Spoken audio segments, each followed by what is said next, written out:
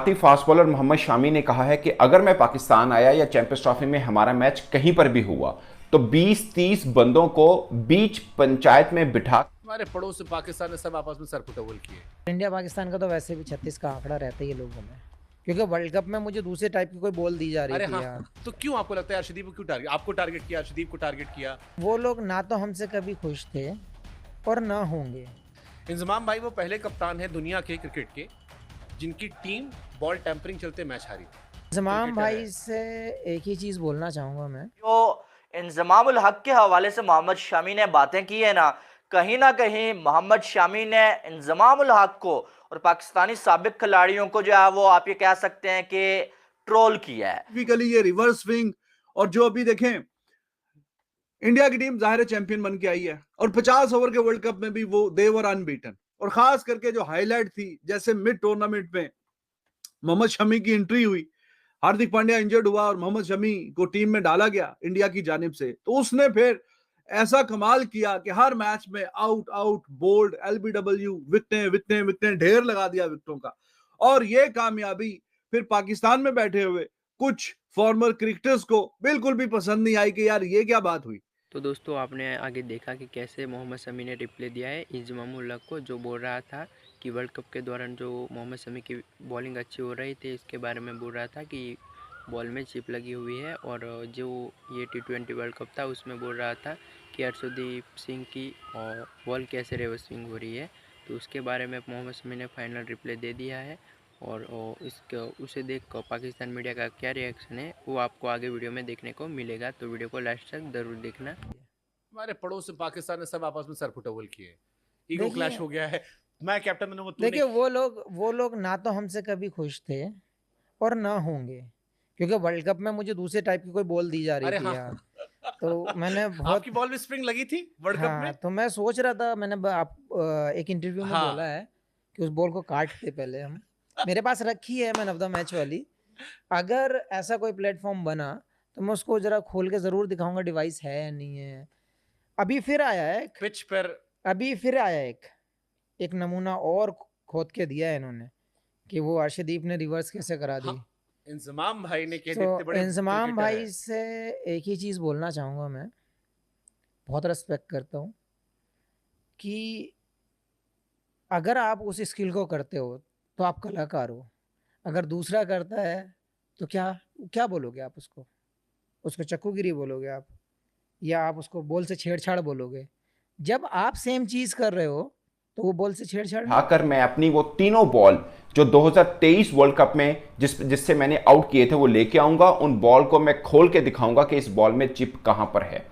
और फिर उन्होंने बोला कि ये कार्टूनगिरी, ये बात उन्होंने इंजमाम को कही कि ये कार्टूनगिरी बंद करें, आप खुद स्किल सीखें बजाय इसके कि आप दूसरों पर इल्ज़ाम लगाएं।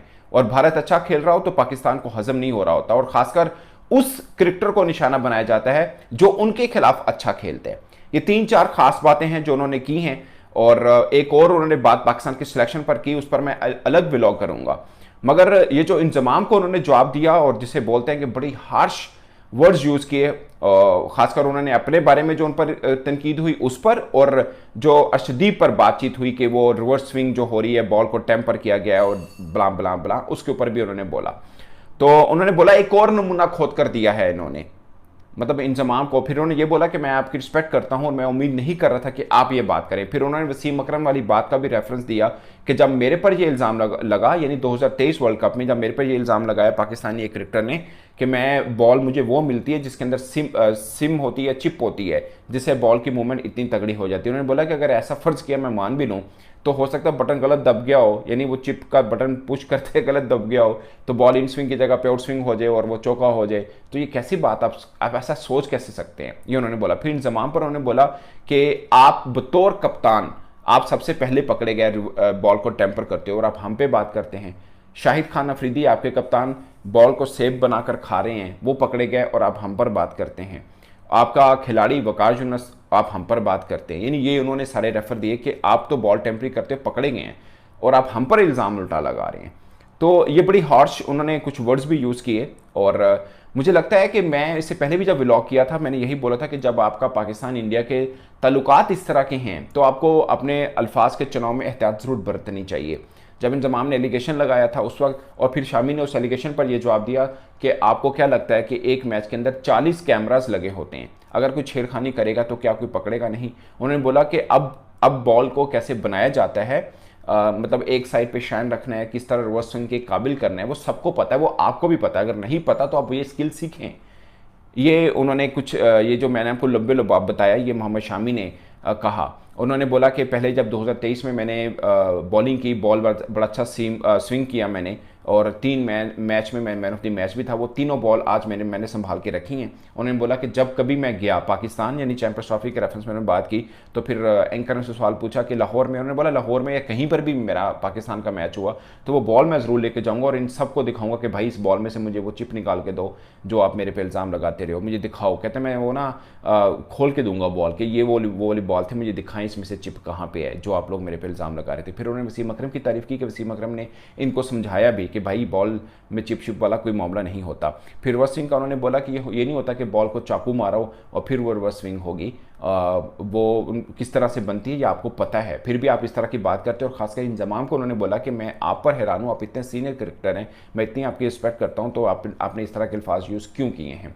फिर उन्होंने बोला पाकिस्तान भारत का हमेशा 36 का आंकड़ा रहता है और ये बात तो सामने आ ही सकती है जब भी मतलब होता है, इस तरह की बातें सामने आती हैं। खासकर जो क्रिकेटर हमारा भारत के खिलाफ परफॉर्म करता है उसके ऊपर बात की जाती है, इनको हजम नहीं होती हमारी जीत।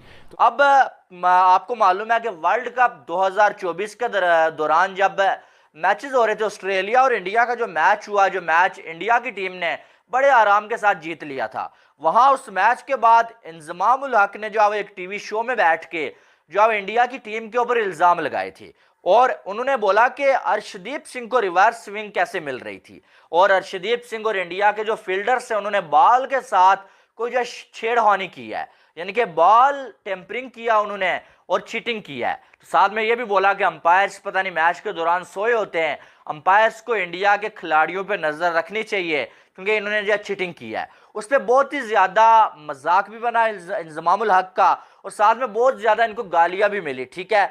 और बहुत सारे लोगों ने ये बोला कि इंडिया की टीम की जीत जो है वो आपसे बर्दाश्त नहीं होती है, इसलिए आप ऐसी घटिया बातें करते हैं कि ये आउट पे आउट किए जा रहे हैं। रिवर्स स्विंग का ऐसा शानदार मुजाहरा हो रहा है कि जो हमारे कभी पास्ट में फास्ट बॉलर्स किया करते थे अब नहीं कर पा रहे। और फिर अभी इस वर्ल्ड कप में भी T20 में मोहम्मद शामी तो वहां पे नहीं था, लेकिन आपने वो वीडियो देखा और हमने उस पर एक डेडिकेटेड वीडियो भी बनाई कि अर्शदीप जो कि ऑस्ट्रेलिया के खिलाफ इंडिया मैच जीता, तो उसमें इंजमाम और सलीम मलिक ने बैठे हुए कहा कि जी ये तो कोई गड़बड़ चल रही है, कोई बॉल जो है वो reverse swing all of a sudden ऐसा कैसे होने लग गया। तो हमने वीडियो में देखा कि कैसे मोहम्मद शमी ने रिप्लाई दिया है इंजमाम उल हक को और जो पाकिस्तान मीडिया का रिएक्शन था वो भी है हमने देखा। तो ऐसे ही वीडियो देखने के लिए चैनल को सब्सक्राइब जरूर कर लेना और इस वीडियो को लाइक कर देना। तो मिलते हैं नेक्स्ट वीडियो में।